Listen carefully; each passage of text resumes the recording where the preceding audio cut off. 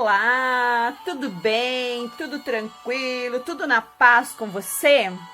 Que coisa boa! O prof está muito feliz porque nós estamos novamente juntos, ok? E agora vamos focar no que realmente nós precisamos. Mas antes, eu quero fazer uma meditação com você. Quero refletir com você uma mensagem muito linda que está aqui em 1 João, capítulo 5, versículo 4, que diz: porque todo filho de Deus pode vencer o mundo. Assim, com a nossa fé, conseguimos a vitória sobre o mundo. Que lindo! Você viu? Todo filho de Deus. E nós somos filhos de Deus. Então, nós podemos vencer? Podemos. As lutas existem? Sim. Podem nos derrotar? Podem, se nós não buscarmos forças em quem? No nosso querido e amado Jesus, ok? Então, que hoje você coloque toda a sua confiança nesse Deus poderoso, porque eu e você, nós somos filhos desse Deus. Então, nós precisamos fortalecer a nossa fé para que nós nos tornemos vencedores, ok? Que você tenha gostado da nossa reflexão de hoje, ok? Muito bem, estou muito feliz em voltar a conversar com você. Mas agora, nós vamos trabalhar, ok? Vamos agora para a nossa aula. Muito bem. Olha, o que nós vamos trabalhar? Prof, essa felicidade toda aí. Gente, eu fico muito feliz quando eu reencontro você a cada aula. Você é um presente da prof. Por isso que eu tô assim, ó, com essa cara de bolacha, feliz e contente, ok? Espero que você também esteja assim. Vamos trabalhar? Vamos! Nós vamos começar agora a trabalhar com variação linguística. Mas o que é isso, professora, variação linguística?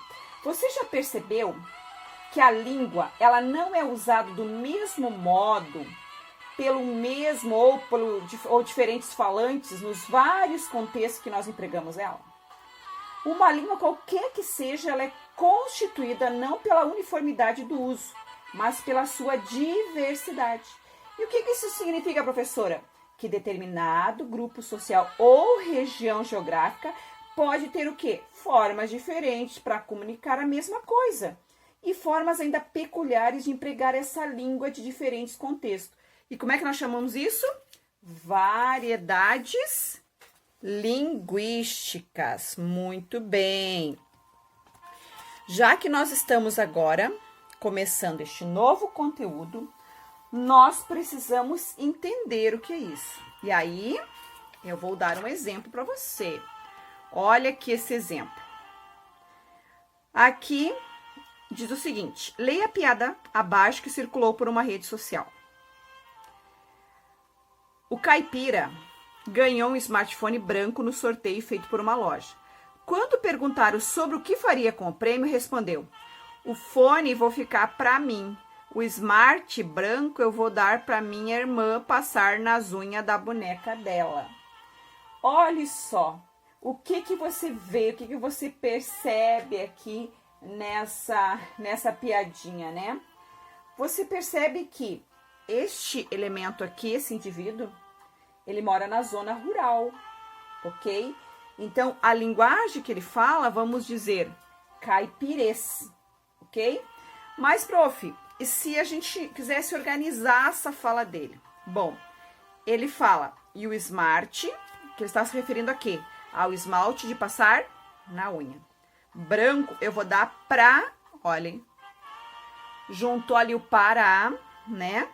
Minha irmã passar nas unhas, que é aqui, nas unhas da boneca dela. Então, essa aqui é uma forma de uma variedade linguística. É evidente que essas versões que nós estamos vendo aqui da língua, elas sofrem algum julgamento. Às vezes elas são aceitas, às vezes são recusadas. E aí tornou-se piada por quê? Porque ele falou dessa forma. Mas será que isso está errado? Claro que essa piada foi para provocar um riso, né? É para mostrar o quão diferente nós temos a nossa linguagem. Bom, basicamente, as nossas variações linguísticas, elas estão divididas em duas. Em dialetos, ok? E registros, ok? Então, as variedades, elas são basicamente dois tipos, dialetos e registros. Muito bem, vamos ver primeiro os dialetos.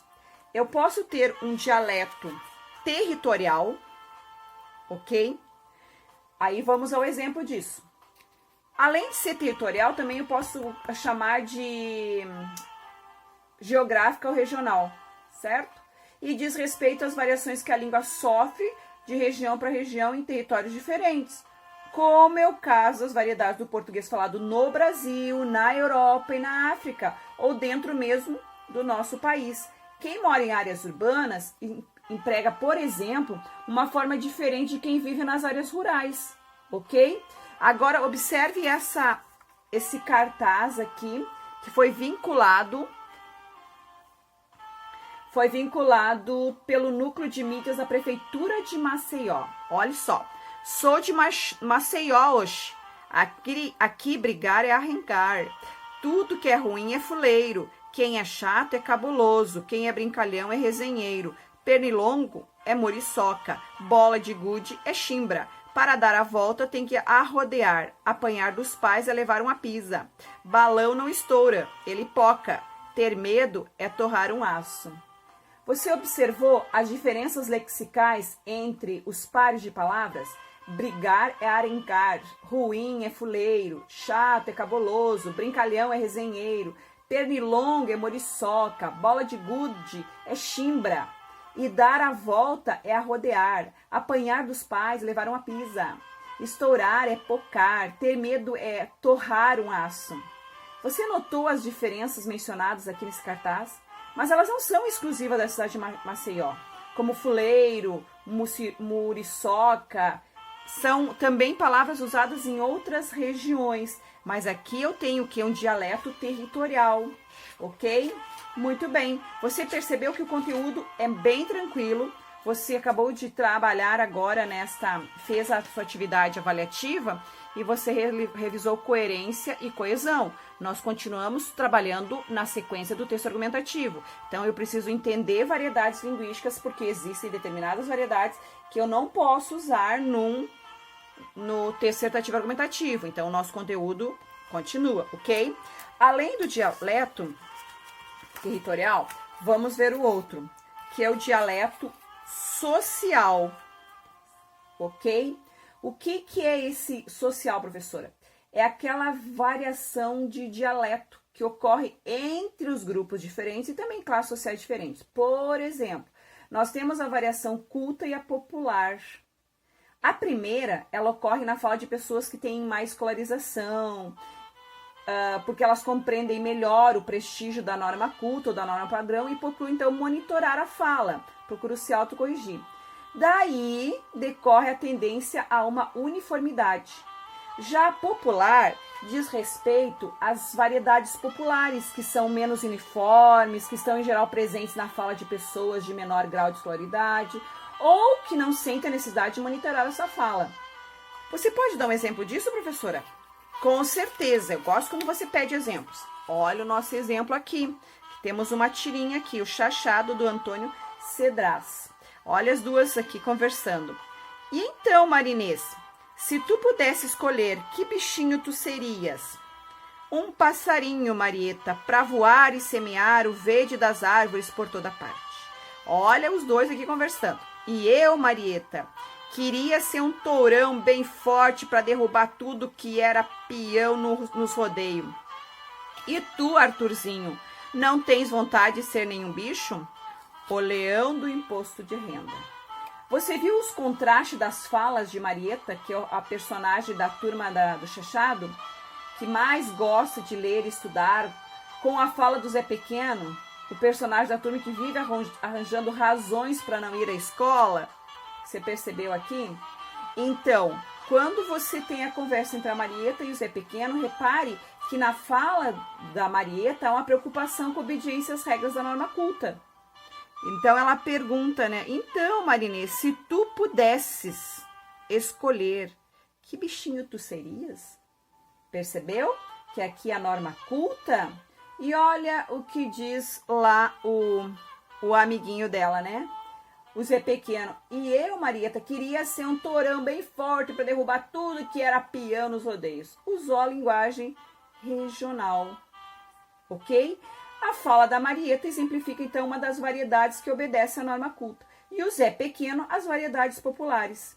Mas você percebe que os textos, eles circulam em redes, né, diferentes. Aí eu tenho um outro exemplo para mostrar para você, que é este aqui, deste cartaz que apareceu, né, circulando nas redes sociais por ocasião dos Dias dos Professores, dizendo: parabéns para você, professor, que tem de ouvir. Imbigo, ponhei, desamontei, nós foi, nós semo, problema, idiota, célebro, iorgute, mendigo, cardarço, asterístico, holoforte e ainda ser feliz com seu salário. Dia dos Professores. Olha que interessante. Esse texto aqui assumiu um posicionamento discursivo de quê? De valorizar a norma culta e desvalorizar as variedades populares, que não obedecem às regras do padrão de referência. Nós podemos valorizar a norma culta e incentivar o uso das regras, mas nós também temos que o quê? Não desmerecer as variedades populares, que também servem para estabelecer comunicação. Então, as palavras mencionadas aqui estão com certo repúdio. Elas não passam de variantes pertencentes às variedades não cultas da língua, ok? Isso aqui foi apenas uma brincadeirinha, né? Mas olhe, dá uma olhadinha no rostinho das crianças, olhando para o professor, quando o professor usa esse tipo de linguagem, né? Só valorizando o culto, o padrão, a língua culta, a língua padrão. Bom, dentro desse dialeto social, eu tenho também que respeitar o dialeto de idade, além do formal e o informal, eu tenho que cuidar o quê? A idade, o sexo, a época, porque conforme a época muda algumas palavras. E eu tenho que respeitar, por quê? Porque eles sofreram uma variação dialetal histórica. Então, o modo de falar de duas épocas é tão distante quanto a distância que as mantém, afastada no tempo, ok? E aí você tem, por exemplo, uma obra do Gil Vicente, né? O Velho da Horta, onde ele manda, então, ao rei de Portugal, né? E aí eu tenho uma linguagem lá diferente. Deus vos mantenha, Senhor. Onde se criou tal flor? Eu diria que no céu, mas no chão, pois damas se acharão que não são vosso sapato. Olha, vosso sapato. Nós falamos hoje teu sapato, seus sapatos, certo? Então, nós temos que respeitar isso. Além do dialeto, então, que nós já vimos, a outra variedade que você tem são dos registros, ok? Esses registros indicam a variação que existe em decorrer da situação em que acontece essa interação verbal. E algumas situações exigem maior grau de formalismo e outro menos, ok? O grau de formalismo, então, vai falar a respeito ao maior ou menor cuidado no sentido de que obedecer ou não às regras da norma culta e ao maior número de emprego desses recursos possibilitados por a língua. Então, o modo apropriado de falar ou escrever uma situação pode ser inadequado, em outra, adequado, certo? Então, dessa forma, eu tenho registro formal. Vamos ver um exemplo? Vamos! Olha aqui o exemplo que eu escolhi para você. Bom dia, senhor André. Como vai o senhor?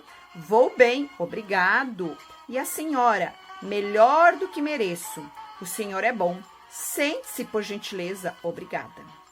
Você percebeu como eu tenho aqui as formas de escrita da norma culta com maior cuidado da língua? Pois bem, além da formal, eu tenho também a informal. E a informal é aquele registro coloquial, é aquela linguagem mais relaxada, com a menor preocupação com obediência às regras da norma culta. Não há quase monitoramento sobre aquilo que se diz e como se diz, né? Tem um planejamento menor. As conversas geralmente são no ambiente familiar, em outras situações em que há intimidade entre os interlocutores. E aí eu tenho a linguagem formal. Um exemplo, professora? Com certeza. Olhe esse exemplo que a professora escolheu para você. Oi, Matheus. Oi, Ana. E aí? Tudo bem? Ou melhor, tudo ótimo? Puxa, que bom. Comigo também está tudo indo de vento em popa. Você percebeu aqui que não há um grau de formalidade, né? Lá outro, que a professora mostrou anteriormente, bom dia. Aqui ela já diz oi. Aqui ela fala melhor. E ele fala, puxa, que bom. Percebeu? Então, além desse grau de formalidade, os registros também vão variar, esses registros. E esses registros, eles vão variar com relação ao modo, ok? E o que seria o modo? A diferença entre a oralidade e a escrita, ou entre a língua falada e a língua escrita. Então, eu vou falar de uma forma, mas na hora de escrever eu preciso ser bem claro e preciso ser bem conciso. Ah, mas estou falando de uma tirinha. Aí é diferente. A tirinha, a charge, o cartão, tem o objetivo de quê? De fazer uma crítica a um contexto social, político, econômico ou relacionamentos. É diferente. Mas eu tenho que observar a variação de modo, ok? Agora, eu tenho também a variação concernente à sintonia. O que é sintonia? Diz respeito aos ajustes que o falante precisa fazer a partir das informações que ele recebe. Que informações são essas? As informações são de status. O que é isso, status?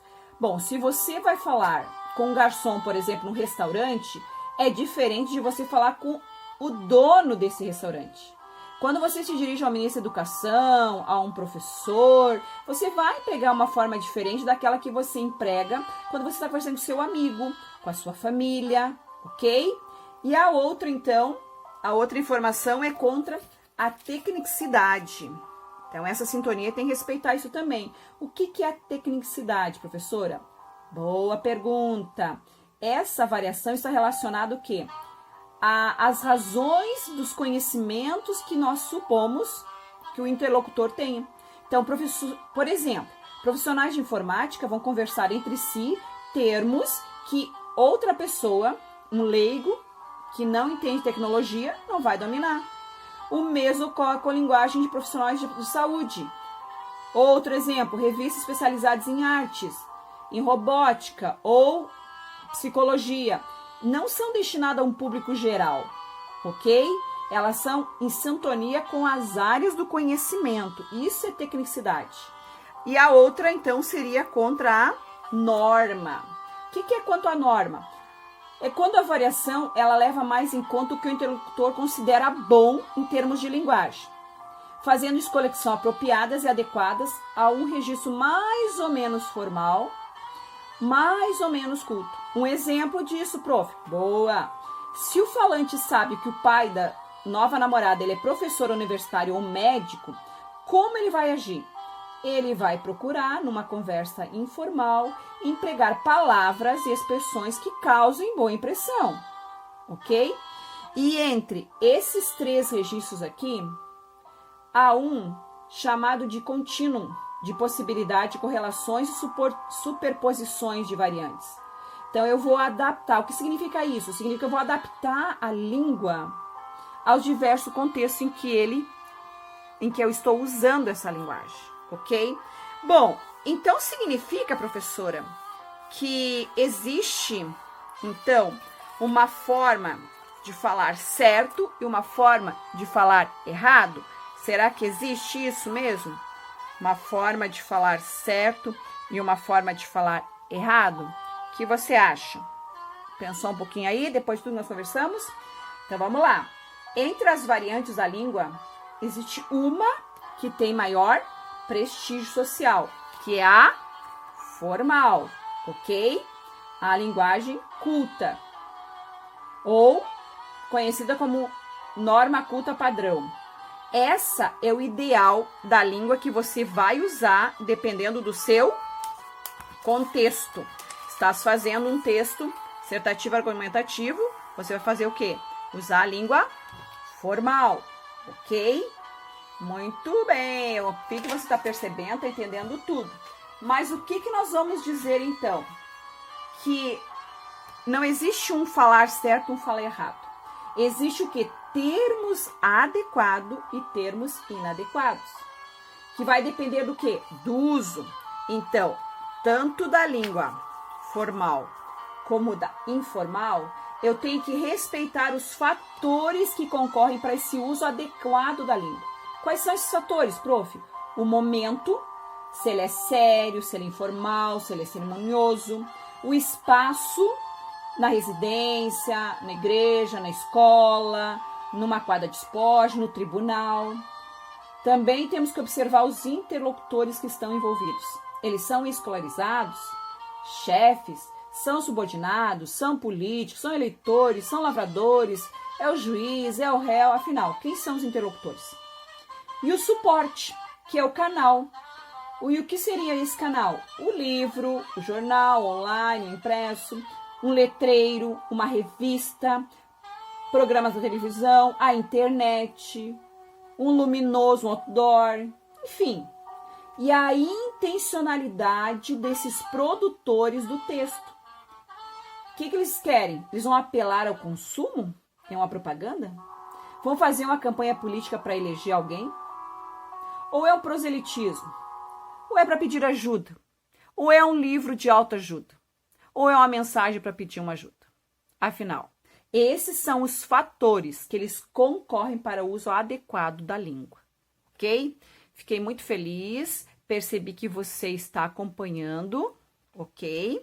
E você entendeu tudinho, ok? Beleza, terminamos a nossa aula. Espero que você não tenha ficado com dúvidas, certo? Espero que você também não tenha ficado triste, porque é muita coisa para lembrar, ok? E também quero acreditar que você está ficando animadinho, feliz, ao ponto de dizer, professora, esse conteúdo é muito fácil. E você está assim, rindo de felicidade porque você entendeu todo o conteúdo, ok? Finalizamos a nossa aula, voltamos a conversar na próxima aula, ok? Um beijinho para você e lembre-se, coloque tudo nas mãos do Papai do Céu e confie, certo? Lembre-se que o nosso conteúdo continua a argumentação, continua a escrita do seu texto, que eu acredito que está cada dia mais top. Beijos, vejo você em breve. Tchau, tchau.